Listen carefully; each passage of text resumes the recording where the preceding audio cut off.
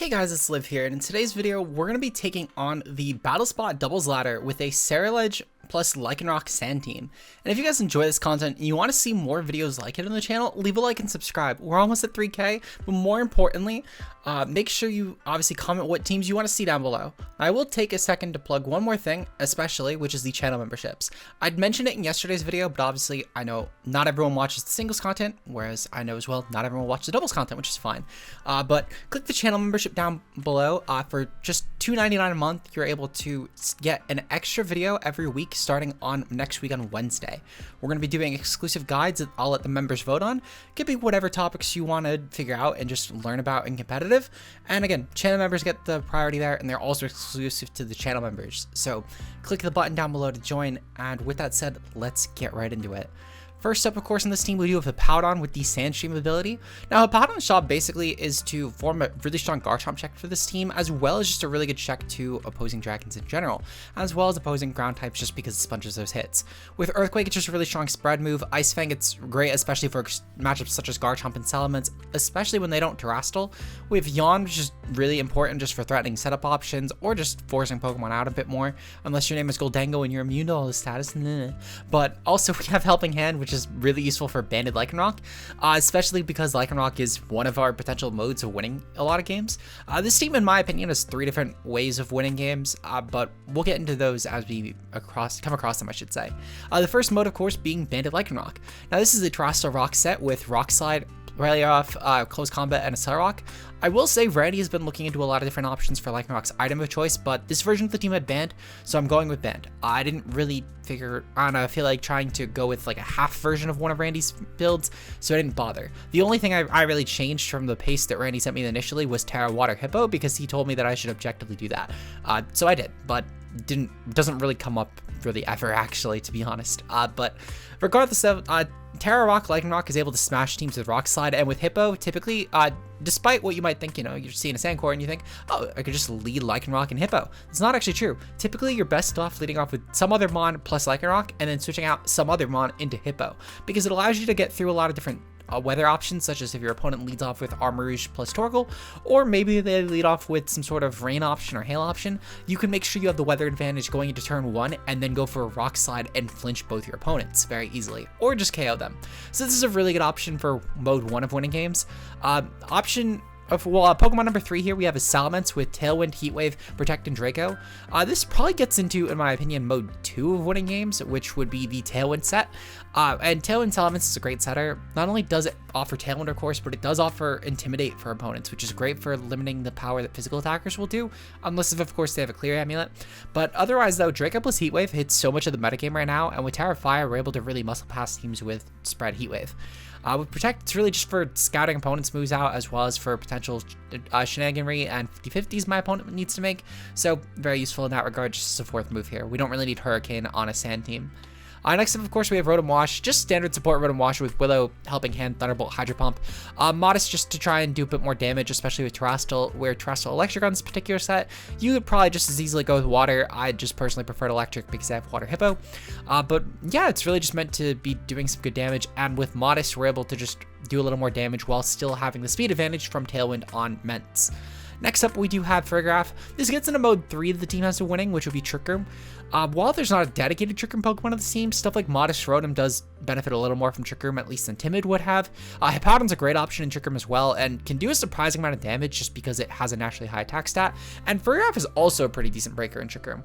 We're Terra Normal, and in tandem with the Throat Spray and Hyper Voice, we're able to do some incredible spread damage to teams, as well as having Psyshock, which is just a good option for matchups like Annihilate, though you could always throw Gleam on here as well, in my opinion. I personally just like Psyshock, so you have a single target option on this Pokemon, but both work. We have Trick Room, of course, to set it, and since I did mention this is our Trick Room option of winning, and we have Helping Hand, which is a great support option for stuff like Lycanroc to do more damage, as well as stuff like Rotom, Ment, and our final Pokemon on the team being Ceruledge. Now, this is the 3rd win con of the team.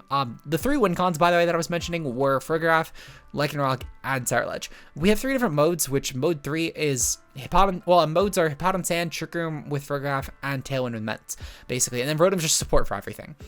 But with Ceruledge, we are Terra Grass. This is great for getting around ground types, Rotoms, etc. With Sword Stance, Bitter Blade, and Shadow Sneak, they're great options to not only boost attack further, but also Bitter Blade is great for damage and recovery, and Shadow Sneak is great for priority.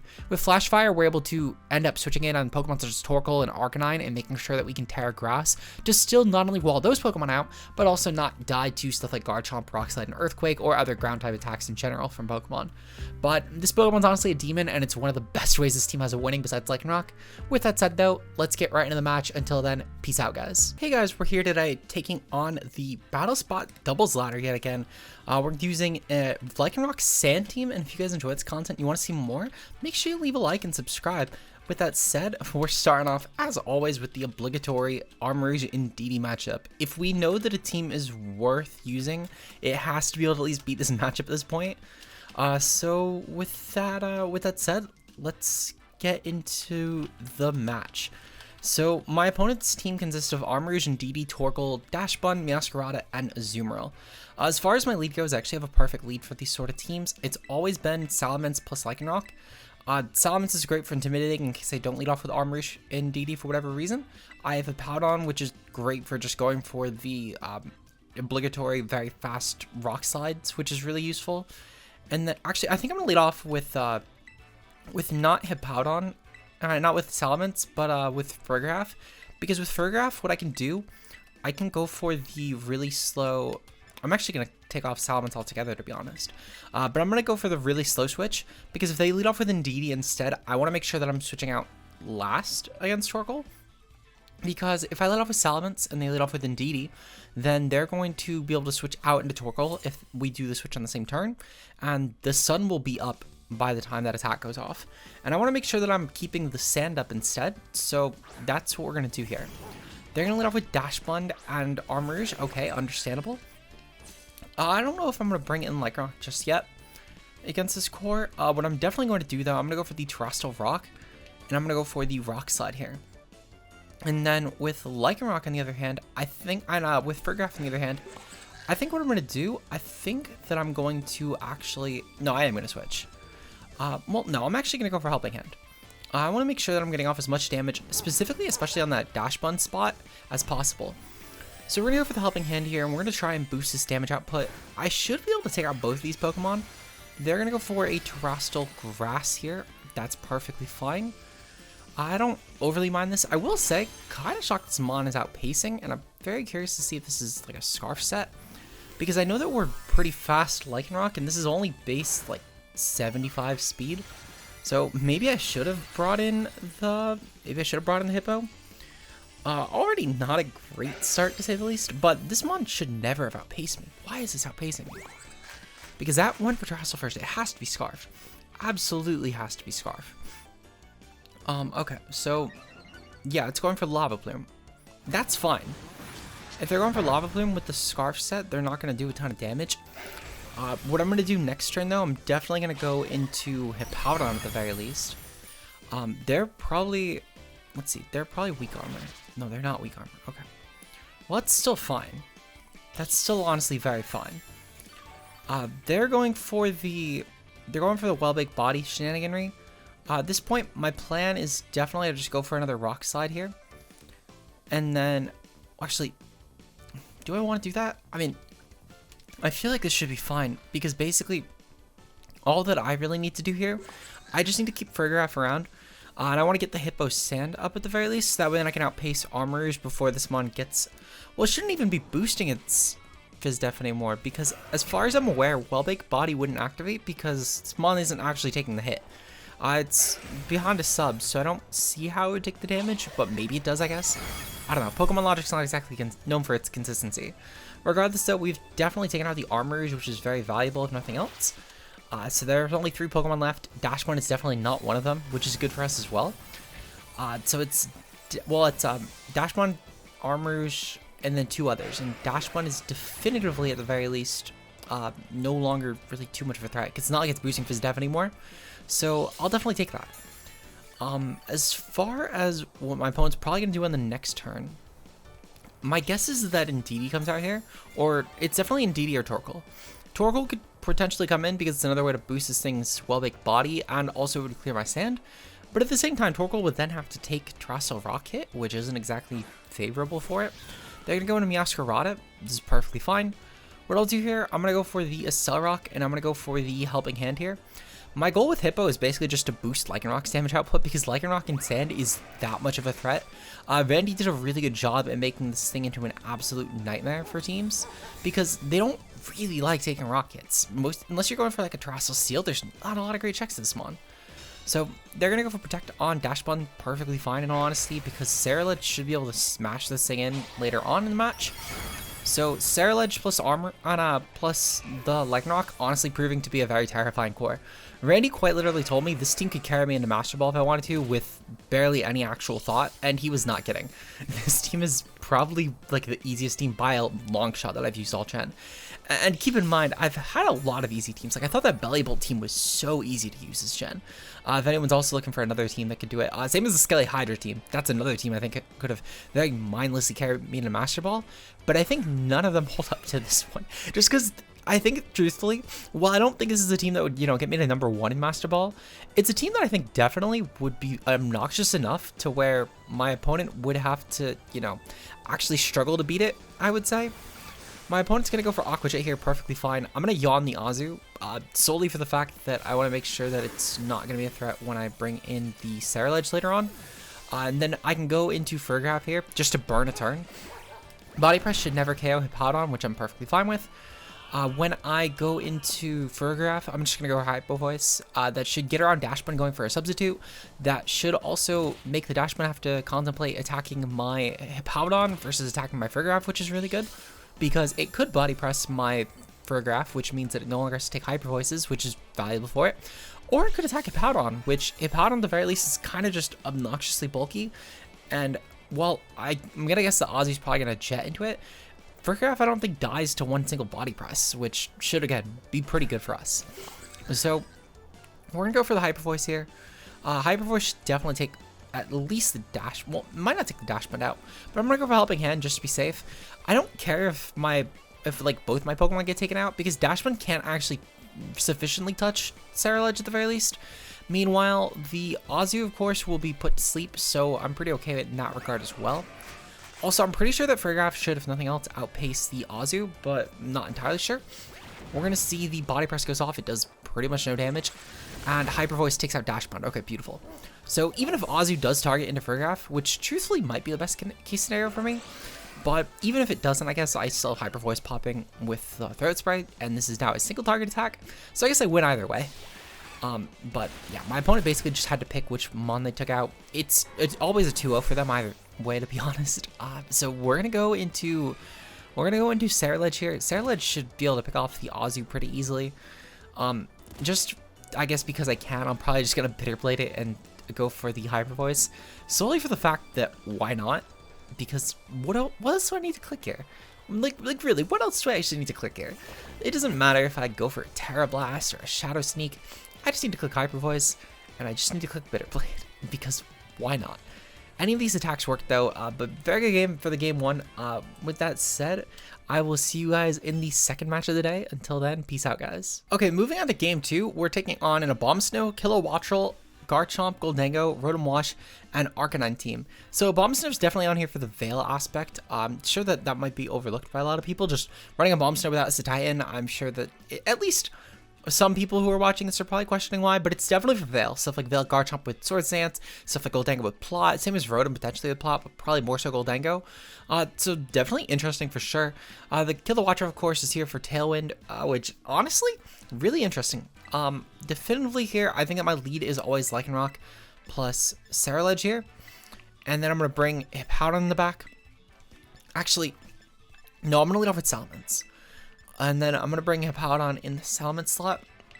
The goal with, actually no, I do kind of want to do the Ceruledge, because I can always double in Ments later on anyway. But the game plan with that aspect was more so just making sure that I can at least try and deter the Abomasnow from attacking into the Ceruledge spot. Because realistically, if I lead off with Salamence, what stops the Abomasnow actually on that turn? Just clicking Ice Beam or Blizzard or something like that. When, if I at least lead off with Ceruledge in that spot, they're not going to be as inclined to click it, and they might try and just burn their Aurora Veil immediately. They're going to lead off with Garchomp and Rotom. Okay, very interesting. But this still actually works out fine, because what I could do here, I can go for the Play Rough actually into the Garchomp spot, and Banded Play Rough, I'm going to assume that should take it out. Meanwhile, on the Hippowdon spot, well, on the Ceruledge spot, I'm going to double into Hippowdon here, so then I can outpace Garchomp. Because, fun fact, we're actually adamant Lycanroc, because we obviously do have the Sand Rush, so we end up actually underpacing Garchomp with that Sand. However, they're not going to have any sort of Tailwind shenaniganry up, so I'm perfectly fine with this.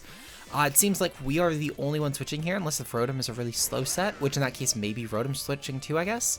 But we're going to go into Hippowdon here. We're going to set our Sand up, and the Banded Play Rough should take this out. They didn't go for Terastal at all. Big dodge. Oh, no. Oh, fuck. Oh, that sucks so much. That sucks so much. Oh, fuck. Okay. That's very unfortunate. That is extremely unfortunate, to say the least. But we'll have to make do. Can we at least dodge this? Okay, at least we dodged that. Okay. A little less bad. So now this game kind of clutches onto the hopes and dreams of Ceruledge. What I'll do to try and ease this a little bit, I'm going to go into Salamence here, I'm going to click Protect, and then I'm going to go for Ice Fang on Hippo. Reason being, I want to one scout how this thing is attempting to take out Garchomp, but more importantly too, I want to make sure that I can just take a turn to at least damage Garchomp a little more sufficiently. So we're going to go for the Protect here, and I'm going to go for the Ice Fang on Garchomp. Again, fuck, that player really sucks. I don't even know if I would have KO'd, in all honesty, but even just, it's more so the matter of, I can't even attempt to put that pressure on my opponent anymore, which is the part that sucks. They're going to go for Intimidate on Arcanine. Honestly, fine. Hippowdon's, while not useless, it's definitely not as valuable as it could have been. So I'll take that. And if they're going to really Hydro Pump and let me bring in Ceruledge here, that's fine actually, because I can get a free Sword Dance up on both these Pokemon. So truthfully, this might actually work out for the best for me, because it does allow a lot easier of a time setting up with Ceruledge. And truthfully, this also actually enables a Tailwind for me. So again, I'm pretty okay with this. This team comp actually, like this specific comp right here might be my saving grace. But we're going to go into Ceruledge here. Thankfully, we're Flash Fire too, so we absolutely wall this Arcanine. We're going to go for Tailwind this turn, and I'm going to go for the Terastal Grass here, because then I can also start sponging Rotom hits. And we're going to go for Sword Stance. Now, after the Sword Stance, I should be able to take out Rotom with Terra Grass. They would basically need to, I guess, go for some sort of Terra that would resist Ceruledge, which, good luck finding one that resists Fire, Grass, and Ghost, I guess. Because I can't really think of one. I cannot think of one at all. Plus, even still, if they're going to go for like a Terra Fire, let's say, fine. I Draco Rotom instead. And that's pretty okay with me too. But I could truthfully just go for Terra Blast on Rotom and have no actual downside to this. Their best case here would be, I guess, having a Abomasnow in the back, which means they would also need to bank off of Ice Shard KOing, which, again, fine by me, because that means that they're still taking Heat Wave plus Heat Wave or Bitter Blade at the very least, and I can't really guarantee a KO with either of those for certain, so I'm pretty okay with this. Hydro Pump is going to go off, it's going to do Jack. Yeah, as you see, Jack shit. And then Starlight Arcanine again, going to do absolutely no damage here. So, Ceruledge, of course, doesn't get its special attack drop because we're Clear Amulet, which is really useful because that means it can't even pivot out Arcanine later on. So I will certainly take that. As far as the Rotom spot goes, I do have to attack into that. So what I'm going to do here, I'm going to go for the Draco Meteor. Well, actually, hold on. Out of curiosity, Pokesports, because I'm curious on, I just want to make sure that Ceruledge is going to KO. So with the 282 Terra Blast, we are a Grass type versus Rotom Wash. Oh yeah, this Massacres. Okay. So I'm going to go for a Draco into the Arcanine spot. Oh shit. That could have been very bad. And then we're going to go for the Terra Blast into the Rotom spot. Okay. So that way then, I mean, Arcanine protecting doesn't really make a big deal here in all honesty. They might just dual protect even to try and stall through a turn of Tailwind. I don't mind actually at all, because my game plan here was just specifically to attack the Rotom and massacre that. So Rotom should be dead. Objectively speaking, Rotom is dead here. The only way that they have a chance at winning this, in my opinion, is if they specifically brought Arcanine. I think any other Mon, truthfully, wouldn't be enough for them to actually win the game.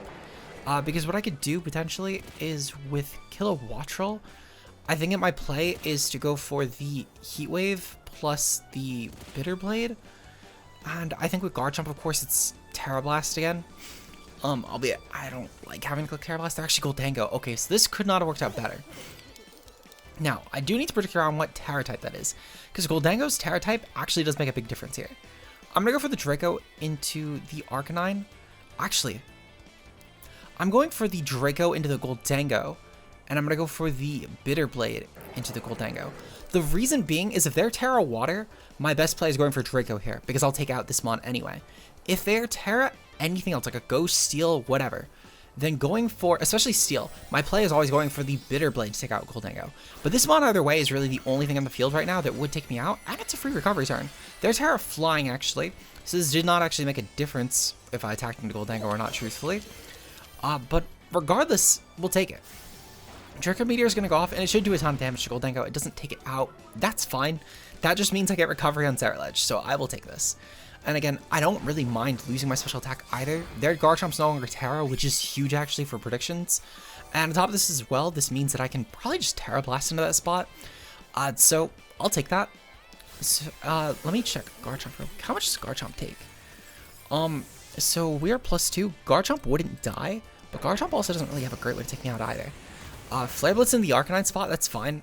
This just proving my point, well, more so proving to me that Arcanine can't actually damage my Ceruledge, which is great.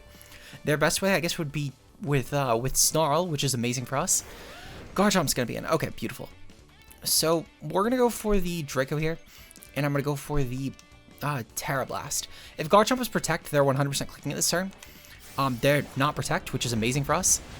Again, my only real threat here is taking out the Garchomp. Garchomp is, objectively speaking, the most terrifying Pokemon here for me. So we're going to take out Garchomp here, and again, Arcanine can't sufficiently damage us. So it's just Arcanine versus the world, and it has to pick which one of these it actually takes out here. They're not Terastal, which is amazing for us. Their best play here would be going for an E-Speed, which E-Speed doesn't actually take us out on top of that. So I'll certainly take that.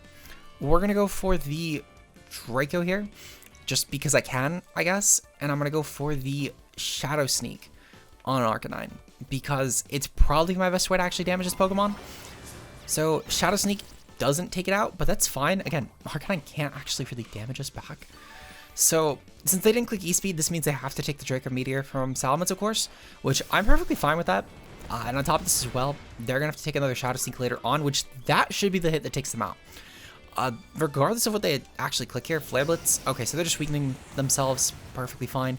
They can never actually Flare Blitz my Ceruledge, which is amazing for us. And Snarl was doing around like 20 earlier, it's probably gonna do like 30 with no spread. So that's also fine. So we just Shadow Sneak the Arcanine, and we win. E-Speed doesn't take us out. We guarantee take this actually, even from Banded Arcanine, which we know they're not banded because they've shuffled moves. So, yeah, Ceruledge really fucking saved the game. This means I don't need to worry about clickbaiting everyone when I put the new Mon on the thumbnail instead. Bravo, Ceruledge. Very, very good show. With that said, we're 2-0 for the day. I don't know how the fuck we clutched that one, I'll be honest. I feel like I barely remember what I did this game to do that. But man, watching this back will be a fun one. With that said, though, we do have one more game for the night. So with that said, let's get into our final match of the day. Peace out. Okay, and we have one more match for the day. This consists of Hydreigon, Murkrow, Annihilate, Maushold, Garchomp, and Goldango. Sorry, I forgot what Goldango's name was. But as far as my opponent's team goes, so they're definitely going to lead off with probably Annihilate. Annihilate is honestly fine. I don't really mind this lead, actually. What I'm probably going to do here, I'm probably going to lead off with... I don't actually like Lycanroc here at all, truthfully. It's not terrible, but... Actually, no, I do like Lycanroc here. What I'm probably going to do, I'm going to lead off with Lycanroc and Salamence. I'm going to bring Ceruledge in the back for sure. And I think what I'm going to do, actually... No, I'm going to bench Lycanroc here. I'm going to lead off with Salamence Farigiraf. Nope, I am actually going to lead off with Lycanroc. And I'm going to bring Ceruledge in the back, and I'm going to bring Hippo in the back. And Am I going to do that? No, I'm going to bring Rotom. I do still like the Farigiraf lead. We're gonna lead off with Rotom though. I do like the Rotom ultimately a bit more for Garchomp lead specifically, and also so I don't time out truthfully. That was a big one because I kind of wanted to do Salamence and Farigiraf. I changed way too much though to make that work. But we're gonna go with this. I don't think Rotom's a bad lead, to be fair. Objectively, I think it's a fine lead, but you know, it would have been great if I could have. Okay, so they're leading off with Maushold and Murkrow. This might not actually be that terrible, because what I can do here, they're going to need to. They're going to need to basically target Maushold here, Farigiraf here, which is fine. What I'm going to do, I'm going to Will-O-Wisp the Maushold, because basically what it's going to come down to is which mon they value taking out more here. Now, they're probably Terra Normal Maushold, if I had to guess. It's either Terra Normal Maushold, or it's going to be some sort of Terra Goldengo here. Thankfully, though, they do not take me out, which is great for me. We're going to burn the Maushold, which should immediately neutralize the threat from this Pokemon, which is great for us, actually. So, barring any sort of flinch from, like, a King's Rock set, we should be good to get up a Trick Room here. My opponent, thankfully, decided to only go for Foul Play, though, which is great. They end up letting us get up Trick Room for free, which is really, really amazing for us. So, we're going to probably go for a Hyper Voice here. Hyper Voice is honestly a really no drawback stab option on this team, and I'm going to go for Thunderbolt. I want to dual target the Murkrow, just because it could be useful for my opponent when I do lose Farigiraf, especially going for stuff like Taunt Shenaniganry or any sort of Thunder Waves. Maushold's going for Follow Me. Okay, honestly, that's fine. It's Friend Guard anyway, most likely, so this isn't really a huge deal. And we do a ton of damage to that Maushold, though, okay, the crit up marker, I think, might have mattered, but I don't know if it matters on Maushold. Maybe, I guess. We still would have probably brought it down to half. This isn't exactly a bulky Pokemon, unless it's like some sort of Assault Vest set. I don't really know if that actually mattered. And the reason I mostly say that is because I'm just going to take it out with Thunderbolt this turn anyway. It's not like, you know, it was Hydro Pump and I had a chance to miss and then maybe I could have taken it out. No, I would have probably just guaranteed taking this out with Thunderbolt. Maushold regardless is gone, which is really good for us. Murkrow is in the field right now. I'm just going to go into Salamence here. Despite the fact that we have Trick 'em Up and we're underpacing both these Pokemon, it should be still pretty good for a lot of their team, such as Garchomp, which we see in the field now, which both my Pokemon underpace, which is good for us.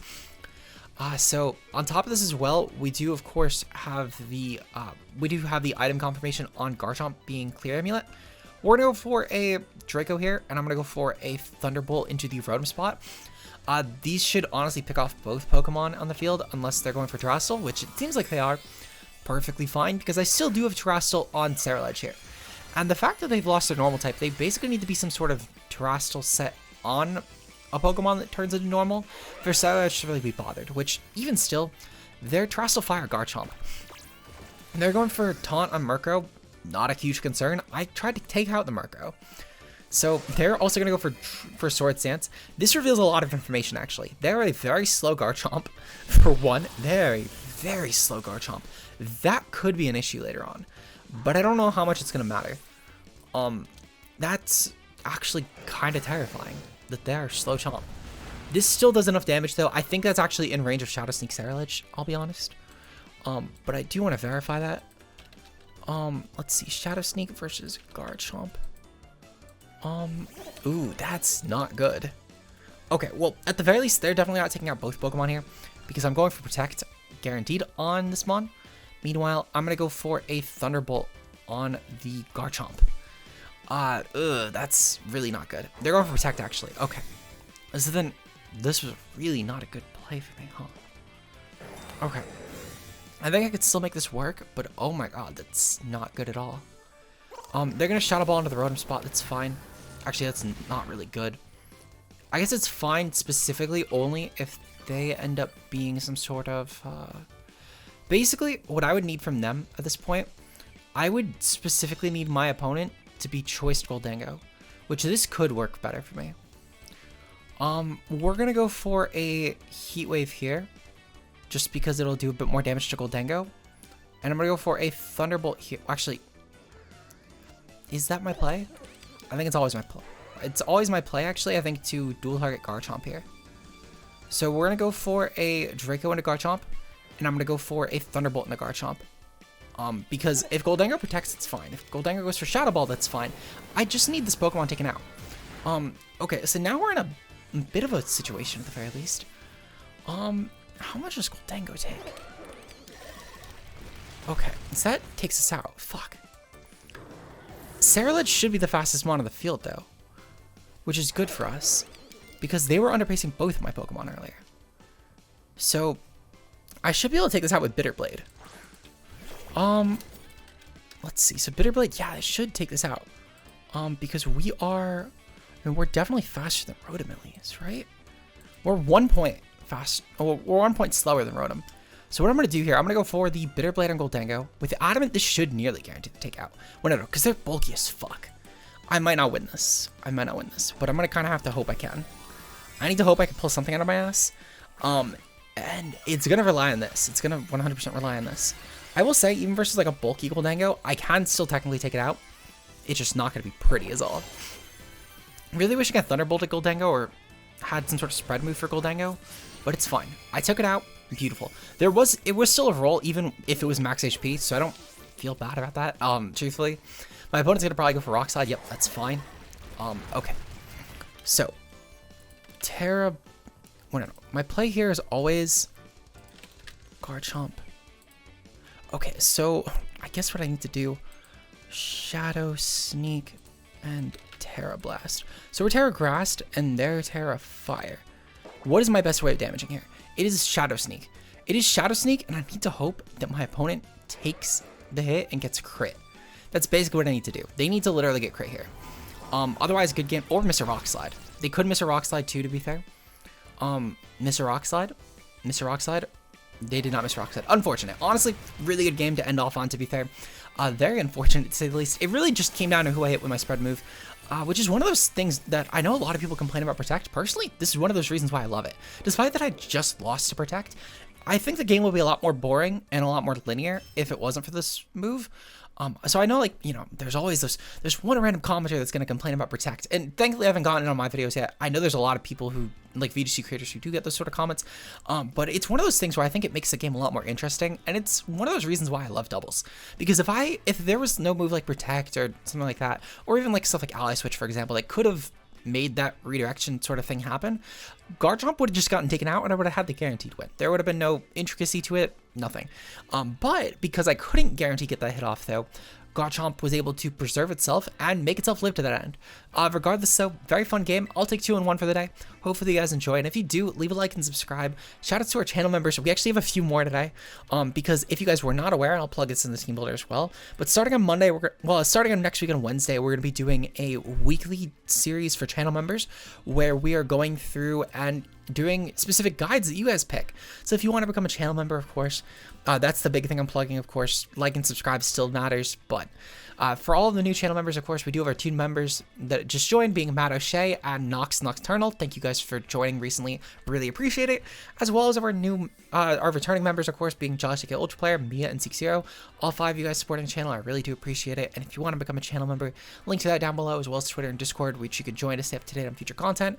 Like and subscribe, comment what teams you want to see next. Randy's always checking them out and seeing your guys' ideas, of course. And we will see you guys later. Until then, peace out, guys.